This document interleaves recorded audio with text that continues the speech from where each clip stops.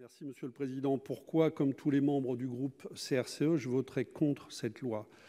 Il y a évidemment toutes les surenchères sécuritaires, racistes, toutes les amalgames qu'on a entendus tout au long du débat et tous les amendements discriminatoires qui ont été à l'initiative de la droite.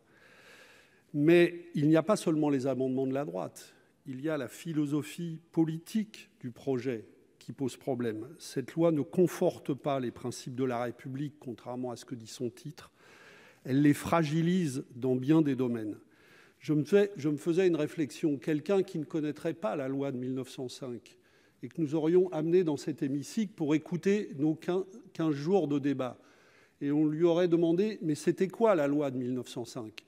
Il ne nous aurait évidemment pas répondu « c'est une loi de liberté, une loi d'égalité des droits, une loi de séparation des églises et de l'État pour libérer la liberté de conscience ». Il nous aurait dit la loi de 1905, c'est une loi de contrôle d'ordre public que vous êtes en train de renforcer. D'où toutes ces dispositions pour contrôler les associations, contrôler les fédérations sportives, contrôler les libertés, contrôler tous les cultes, contrôler évidemment les musulmans de France. Cette loi, en fait, elle ouvre la porte à l'arbitraire dans beaucoup de domaines. Et c'est extrêmement inquiétant. Elle a raté l'objectif qui était énoncé, conforter les principes de la République, qui aurait dû conduire à une toute autre ambition.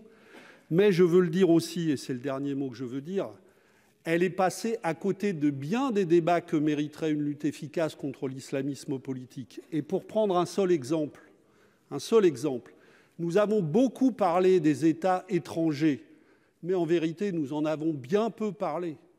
Parce que si nous voulions ouvrir ce débat, il y aurait beaucoup de choses à dire sur nos relations effectivement internationales qui continuent, des relations de complicité avec beaucoup d'États qui, dans le monde, organisent l'islamisme politique et oppriment leurs propres populations, et souvent des populations musulmanes, dans leurs propres États.